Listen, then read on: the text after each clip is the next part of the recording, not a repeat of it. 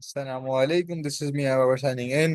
आज हम इंशाल्लाह फूड प्रोसेसिंग एंड प्रिजर्वेशन की प्लेलिस्ट में एक नया टॉपिक पढ़ने वाले हैं। लो टेम्परेचर प्रिजर्वेशन और फ्रीजिंग मेथड्स हमारा अल्हम्दुलिल्लाह कंप्लीट हो गया। अब हम पढ़ने वाले हैं केमिकल प्रिजर्वेशन। अच्छा जी, तो without further ado let's begin. इंशाल्लाह रब्बी ज़िदनी इल्मा रब्बि इश्रह ली सदरी व यस्सिर ली अमरी वहलुल उक़दतम मिन लिसानी यफ़क़हू क़ौली। सुब्हानक ला इल्मा लना इल्ला मा अल्लमतना इन्नका अंतल अलीमुल हकीम। अच्छा जी, बिस्मिल्लाह करते हैं। अच्छा जी, हम फूड इंडस्ट्री में, ठीक है जी, हम थर्मल प्रिजर्वेशन देख चुके हैं। हम लो टेम्परेचर प्रिजर्वेशन को अलहमदिल्ला देख चुके हैं। अब हम आ जाते हैं केमिकल प्रिजर्वेशन। भाई ये केमिकल प्रिजर्वेशन होती क्या है, इसकी डेफिनेशन क्या है? The use of chemical substances, जिसको हम प्रिजर्वेटिव्स कहते हैं, in order to extend the shelf life and ensure the food safety. Purpose क्या है भाई? स्पॉइलेज को प्रिवेंट करना। स्पॉइलेज कौन सा? जो माइक्रोब्स कॉज करते हैं, ठीक है, और जो केमिकल रिएक्शन से होता है। दो तरीके के मसाइल होते हैं हमारे पास जिसकी वजह से स्पॉइलेज कॉज होता है। नंबर वन, माइक्रो ऑर्गेनिजम्स जैसे बैक्टीरिया, फंजाई, मोल्ड्स, इनकी वजह से। दूसरा तरीका क्या है भाई? केमिकल ऑक्सीडेशन हो रहे हैं, मतलब केमिकल चेंजेस हो रहे हैं, जैसे ऑक्सीडेशन रिएक्शन हो रहे हैं, रिएक्टिव अंदर रेडिकल्स फॉर्म हो रहे हैं, ऑटोलिसिस हो रहा है। तो ये सारे क्या है? केमिकल चेंजेस हैं, केमिकली डिटोरिएट होना। तो उससे बचाना है और माइक्रोब्स से बचाना है। जब आप इससे बचाओगे तो आप स्पॉइलेज से बचा सकते हो। तो ये पर्पज है हमारा केमिकल प्रिजर्वेशन का। अगर हम थोड़ा सा इसको डिटेल में देखें तो ये माइंड मैप से इंशाल्लाह हेल्प हो जाएगी। ये पर्पस ऑफ केमिकल प्रिजर्वेशन क्या है? Number one, to extend the shelf life. Number two, maintaining the food safety. अच्छा जी, शेल्फ लाइफ की एक्सटेंशन अगर हम देख लेते हैं, सबसे पहले तो माइक्रोबियल इनहिबिशंस, जैसे मैंने पहले बात की है, it prevents the growth of bacteria, yeast and moulds. ठीक है। Number two, prevention of oxidation. Basically the chemical preservatives stop the reactions causing rancidity, यानी फैट्स और ऑयल्स में जो रेंसिडिटी हो रही होती है उसको, उन रिएक्शंस को होने से बचाते हैं, रोकते हैं। किस तरह से करते हैं इंशाल्लाह हम आगे देख लेंगे। और जो एंजाइमेटिक ब्राउनिंग होती है फ्रूट्स और वेजिटेबल में, ऑक्सीडेशन की वजह से, ऑक्सीजन की वजह से, उसको भी स्टॉप करते हैं, उन रिएक्शंस को भी रोकते हैं। अच्छा जी।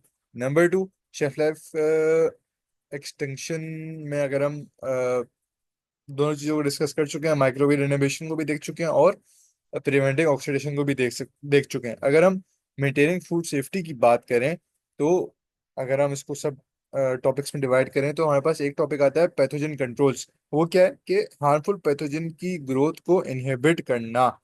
हार्मफुल पैथोजन्स की ग्रोथ को इनहिबिट करना, जैसे हम नाइट्रेट्स यूज करते हैं अगेंस्ट क्लोस्ट्रीडियम। ठीक है। इसी तरह स्पेसिफिक होते हैं आपके प्रिजर्वेटिव्स जो आप स्पेसिफिक बैक्टीरिया के अगेंस्ट यूज करते हैं। तो पैथोजन कंट्रोल, इससे आप फूड सेफ्टी को हासिल कर सकते हो। दूसरा क्या है कि रिड्यूसिंग द फूड वेस्ट। ठीक है। Basically it extends the usability, reducing the economic and environmental waste. ठीक है जी।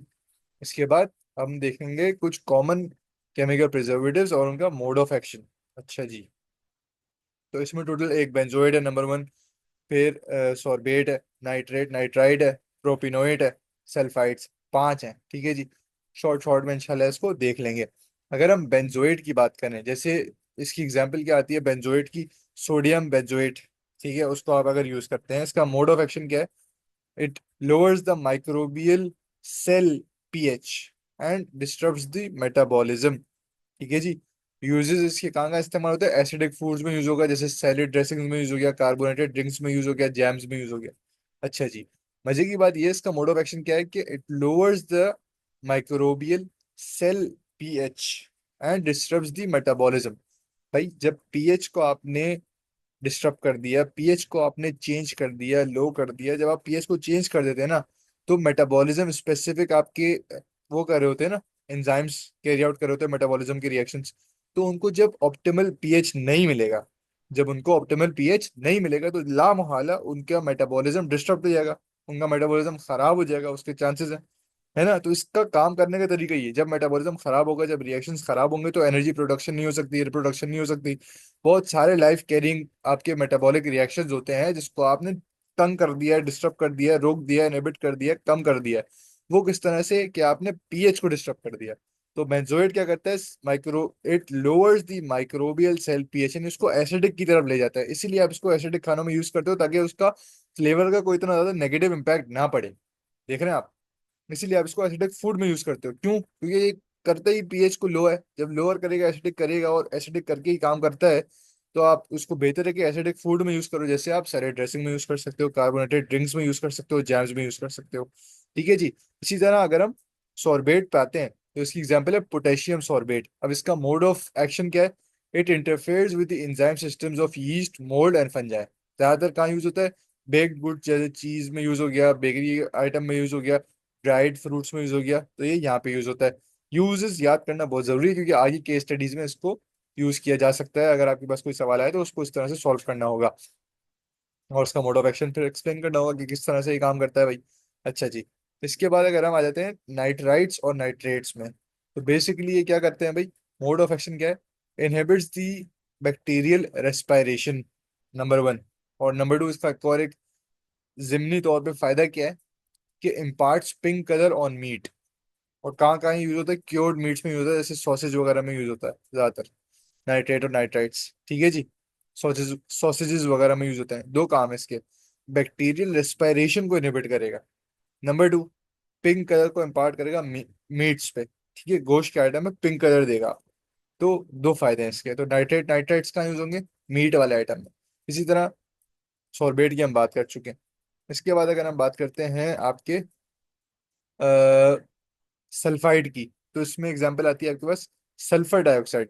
अब सल्फर डाइऑक्साइड का मोड ऑफ एक्शन क्या है? ये एंटीऑक्सीडेंट है, और साथ में एंटी माइक्रोबियल भी है। तो इससे फायदा क्या होता है कि ये ब्राउनिंग वगैरह के रिएक्शंस को रोक देगा और स्पॉइलेज से रोक देगा।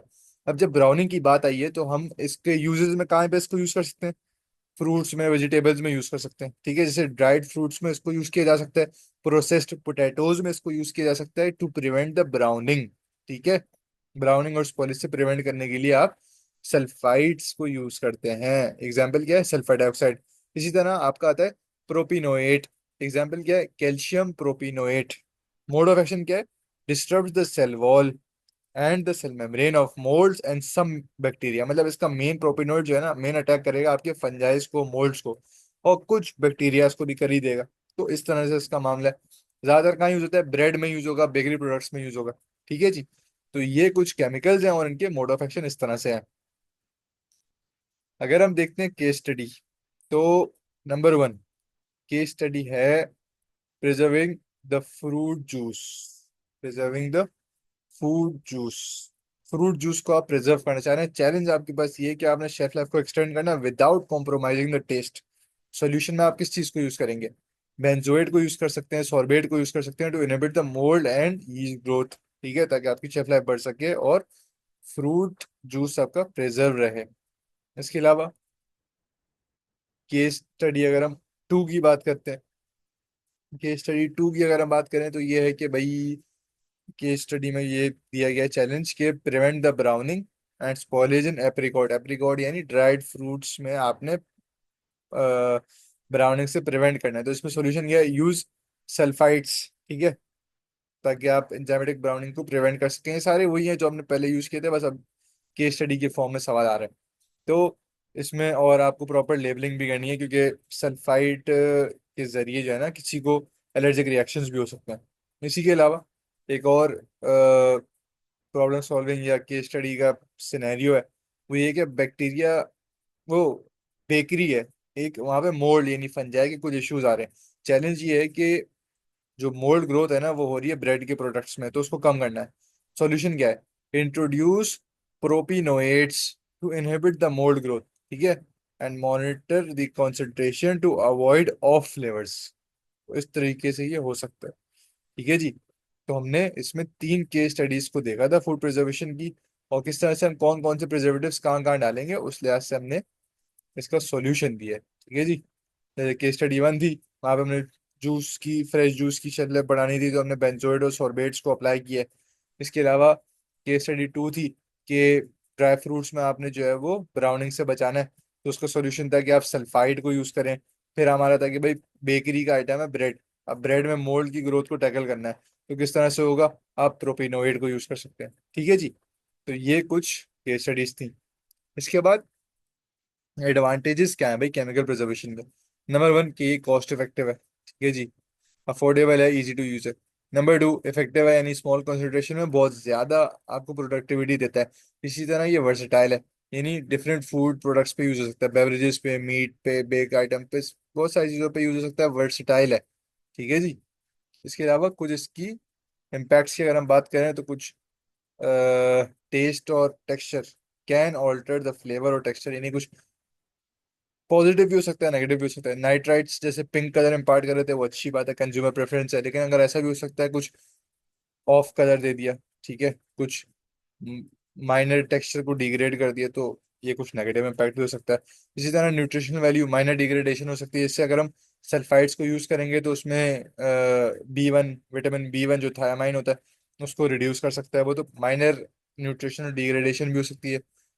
और वरना इन जनरल अगर अपीयरेंस की भी बात करें तो विजुअल अपील को मेंटेन करता है, जैसे हम सल्फाइड यूज करते हैं to prevent enzymatic brownings, nitrites को यूज करते हैं to impart pink colour on the meats, तो अपीयरेंस में गुड है, ठीक है, लेकिन टेक्सचर टेस्ट में कुछ ऑल्टर कर सकता है, न्यूट्रिशन वैल्यू कुछ डिग्रेड कर सकता है, तो मिला जुला सा है, इसको बहुत देख के इस्तेमाल करना होगा। ठीक है जी। इसके अलावा इसके बारे में कुछ कंसर्न्स हैं, कुछ रेगुलेटरी एस्पेक्ट्स हैं, जैसे मैंने बात की, तो उसका फ्रेमवर्क इस तरह से कि इसमें कुछ हेल्थ रिस्क होते हैं। एग्जांपल अगर मैं दूं तो सल्फाइड जो है वो आपको अस्थमा ट्रिगर कर सकते हैं, और एक्सेसिव अगर आपने कंजप्शन कर ली प्रिजर्वेटिव्स की तो इससे आपको हेल्थ के रिस्क हैं। ठीक है, तो हेल्थ रिस्क हो सकता है। इसके अलावा इस मामले में कुछ रेगुलेशंस हैं जो की गई हैं, जैसे अथॉरिटीज है, जैसे आपके FDA है, ई EFSA है, इसने कुछ acceptable daily Intex ADI set किए हैं रेगुलेशन के मामले में। ठीक है, और उस लिहाज से मैक्सिमम लेवल्स भी बताएं कि भाई कितना आप डेली इंटेक लेंगे तो ठीक है, और कितना मैक्सिमम यूज कर सकते हैं, वो लेबलिंग मतलब रेगुलेशन भी की गई है, एक्सेप्टेबल लेवल्स जो है वो सेट किए गए हैं। इसी तरह लेबलिंग को मैंडेटरी किया गया कि आप मैंडेटरी तौर पे लिखें आपने कौन सा प्रिजर्वेटिव यूज किया है, ताकि कंज्यूमर जो है वो इन्फॉर्म चॉइसेस बना सके कि किसी को किसी चीज से एलर्जी तो नहीं है, कुछ मसला तो नहीं है। तो कंसर्न्स और रेगुलेटरी एस्पेक्ट्स में जो ये फ्रेमवर्क है ना, ये बहुत इंपॉर्टेंट है। जैसे मैंने बात की कि हेल्थ रिस्क को आइडेंटिफाई करना, जैसे मैंने बात की थी, एग्जांपल आपको शुरू में दी थी कि सल्फाइड जो है वो अस्थमा को ट्रिगर कर सकते हैं अगर आपने बहुत ज्यादा कंज्यूम कर लिए, तो हेल्थ रिस्क को आइडेंटिफाई करना ये फ्रेमवर्क में सबसे इंपॉर्टेंट, सबसे पहली चीज है। उसके बाद कुछ रेगुलेटरी अथॉरिटीज हैं, जैसे हमने बात की FDA सबसे मशहूर है, उसने क्या किया, एक्सेप्टेबल लेवल्स को सेट किया है और लेबलिंग को मैंडेटरी किया है, ताकि कंज्यूमर जो है वो देख के अपने फैसले करे कि भाई किस तरह से क्या चीज लेनी है, क्या चीज नहीं लेनी है। ठीक है जी, हेल्थ के लिहाज से। तो विद दैट सेड हमारा ये सेशन होता है complete. This is me, I was signing out, take care, अल्लाह हाफिज।